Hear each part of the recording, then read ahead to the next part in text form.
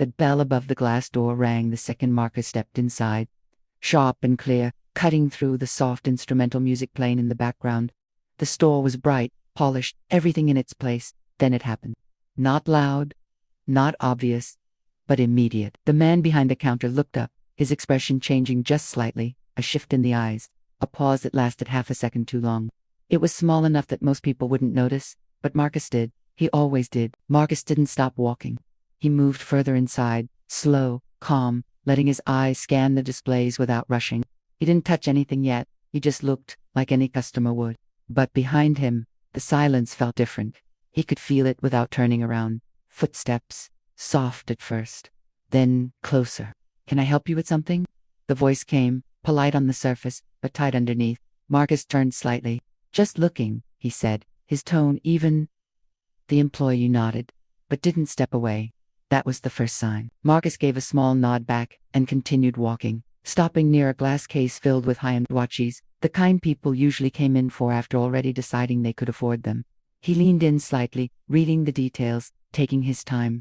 The reflection in the glass showed everything behind him. The employee hadn't moved far, still watching. Another man across the store glanced over, then looked back down quickly, pretending not to notice anything. But he had. Marcus kept his focus on the display. He didn't react, not outwardly. Because this wasn't new. A few minutes passed like that. Quiet tension wrapped in polite silence. Every step Marcus took, there was movement somewhere behind him. Every pause he made, there was attention he didn't ask for. Finally, he reached out and lightly tapped the glass. "Can I see this one?" he asked. The employee hesitated for just a second before walking over. "That's one of our premium models," he said.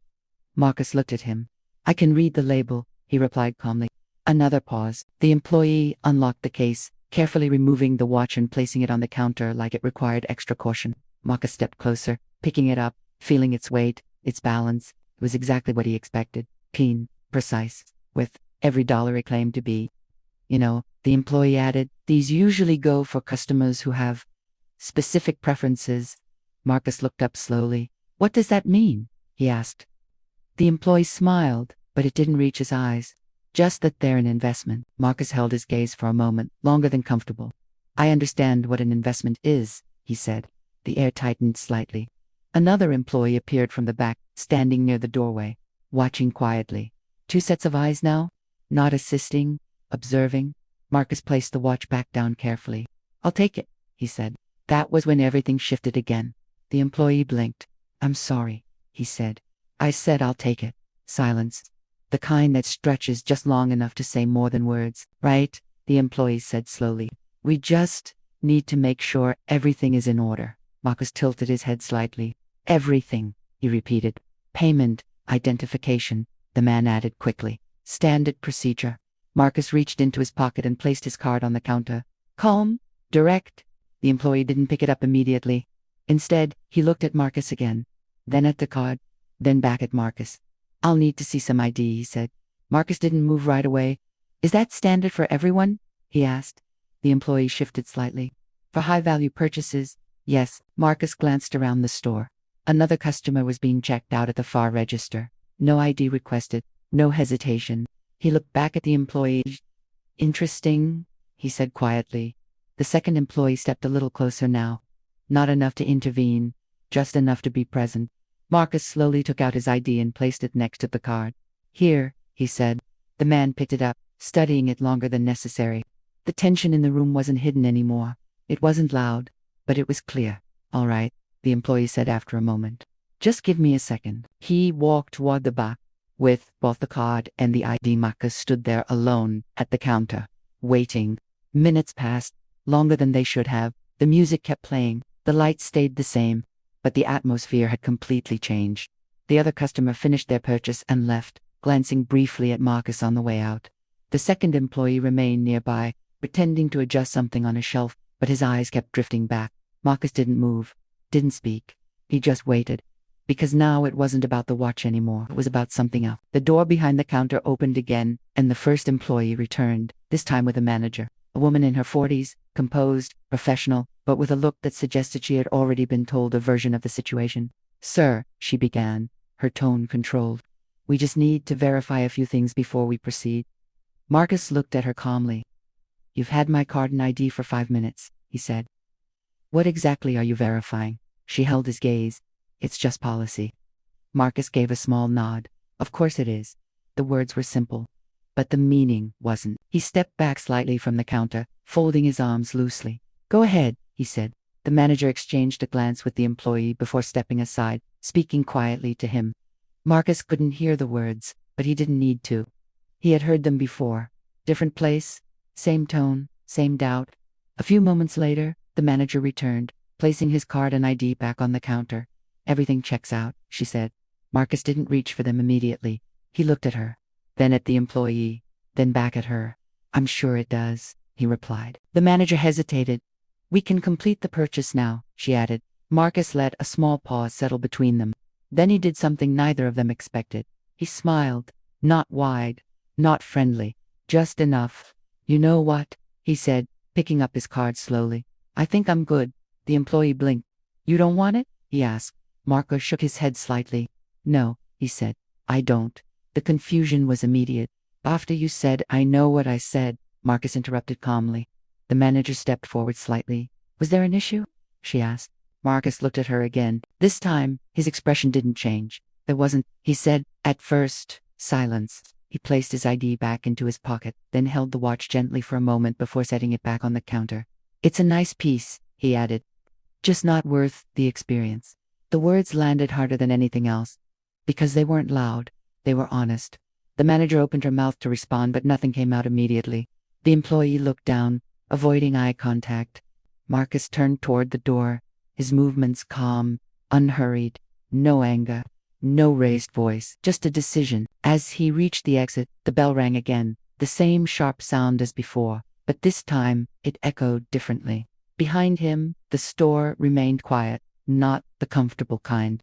The kind that forces people to think about what just happened. Marcus stepped outside into the open air, the tension falling away from his shoulders as the door closed behind him. But the moment didn't end there, because inside that store, something had shifted. Not dramatically, not instantly, but enough. Because sometimes, the most powerful response isn't proving you belong. It's choosing where you no longer need to. Marcus didn't rush once he stepped outside. The air felt different, lighter, but his pace stayed the same, steady and controlled, like nothing inside had shaken him. People passed by on the sidewalk, some heading into nearby stores, others lost in their own routines, unaware of what had just unfolded a few steps away. He paused near the edge of the sidewalk, not to look back immediately, but to let the moment settle. His reflection appeared faintly in the glass window beside the entrance, layered over the store's interior. From this angle, he could still see inside without being seen as clearly. The employee was still standing behind the counter. The manager hadn't moved much either. They were talking now, not loudly, but enough to show that something about the situation hadn't sat right with them either. Marcus didn't stay long enough to read their lips or guess their exact words. He had already understood the important part. He turned and started walking down the street, blending back into the flow of the city. But inside the store, things weren't settling as quickly. The manager placed her hands lightly on the counter, exhaling slowly. That didn't feel right, she said under her breath. The employee shifted uncomfortably. I was just following procedure, he replied. She looked at him. Were you? She asked. The question wasn't aggressive, but it wasn't easy either. He hesitated. It's a high-value item, he said. We're supposed to be careful. She nodded slightly. Careful doesn't mean selective, she replied. The second employee, who had been quietly observing the entire time, finally spoke. We don't usually ask for ID like that, he said. The first employee glanced at him. Sometimes we do, he insisted, but his voice lacked the same confidence as before. The manager's gaze stayed steady. Not like that, she said. There was a pause. The kind where everyone knows the truth is somewhere in the room, even if no one wants to say it directly. She looked toward the door where Marcus had exited. He was calm the entire time, she added. The second employee nodded. Yeah, the first employee said nothing, because there wasn't much to say that didn't lead somewhere uncomfortable. Back outside, Marcus had already reached the corner. He stopped briefly at the crosswalk, waiting for the signal to change. Cars moved past, their lights reflecting off the pavement, the city continuing exactly as it always did. A man standing next to him glanced over, then gave a small nod. Marcus returned it. Simple, normal, no tension. The light changed, and they both stepped forward, crossing the street with the quiet rhythm of people moving through their day. Marcus's mind wasn't replaying every word from the store. It didn't need to. The pattern was already familiar. Different place, same feeling, same subtle shift in how he was seen the moment he walked through the door. But what mattered wasn't just what happened, it was how it ended. He didn't argue, didn't try to prove anything, didn't stay where he wasn't valued, and that choice stayed with him more than anything else. Back in the store, the manager walked toward the display case and looked down at the watch Marcus had almost purchased.